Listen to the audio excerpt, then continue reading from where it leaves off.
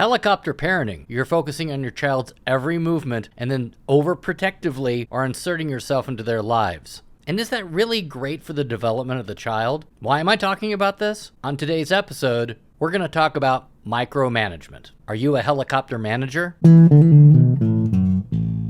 I think we all know when we're being micromanaged. Excessive supervision, someone wanting to control what we're doing and the process. They also don't have a great ability to delegate. And much like helicopter parents, they're probably not producing the next leaders in the world. So why do managers micromanage? This is a lack of confidence and trust in both their staff and themselves. They also might not even know another style of management. If you came from a long line of people micromanaging you, you very well might think that that's how you do this with others. You need to learn how to break that cycle. You feel like if you don't have your hand on it, somehow it's going to get screwed up. This is the mentality of a lot of managers. If I don't watch every aspect, I guarantee something will go wrong. Sometimes managers don't understand what's going on, but then insert themselves because they're lost. They don't have the right context, which feeds on their fear of losing control. Which begs the question, is micromanaging bad?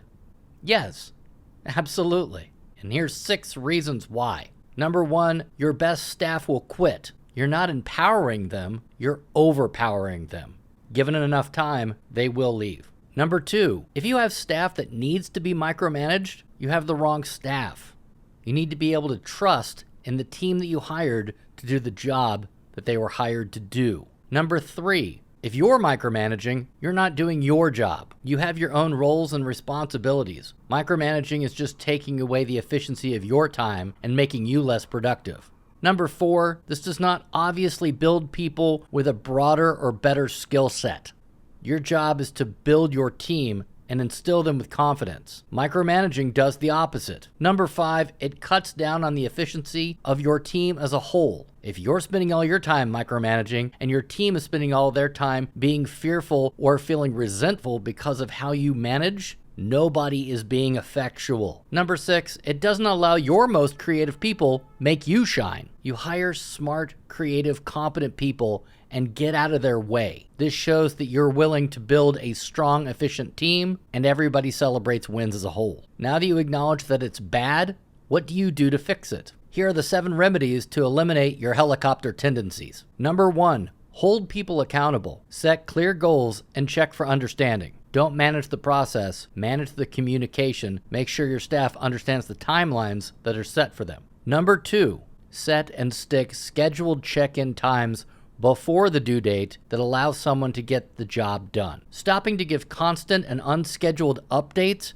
just slows the process. Number 3, when you're giving feedback, make it as constructive and positive as possible. Your feedback should be useful. Make it concrete and measurable. Stay away from emotion statements like, I feel and I think. Number 4, assume good intent. If you trust your team, you should believe in their abilities. And if you don't trust your team, is that a product of them or you? Number 5, embrace diverse opinions. Believe it or not, your point of view is not the only point of view. There is often merit in conflicting opinions. Number 6, hire carefully. Are you hiring fast? Are you hiring out of desperation? Hire the right people. And then replace the wrong people. If you think everyone is wrong, it might be the mirror. Number 7, judge the outcome and not the method. People get to solutions in different ways. If you focus on the process, you will slow it down. If you focus on the result, you will enable creativity and reduce your micromanaging tendencies. All right, that's it. And the next time you get that feeling where you absolutely want to know every single step that your team is making, remember those helicopter parents and consider how that kid's likely going to turn out. Today's episode was not from my book. This one was actually a request from my friends at Talent Distinctions. This is not sponsored. I personally use Talent Distinctions for my HR feedback. They've guided me a time or two when I didn't know the answer. It's a boutique HR consulting firm that is passionate about supporting the needs of a small to mid-sized business, creative thinkers, and entrepreneurs. I actually thank the founder, Michelle Winkley, in my book because she helped me with it. The surprise restaurant manager. Yep, I snuck it in anyway.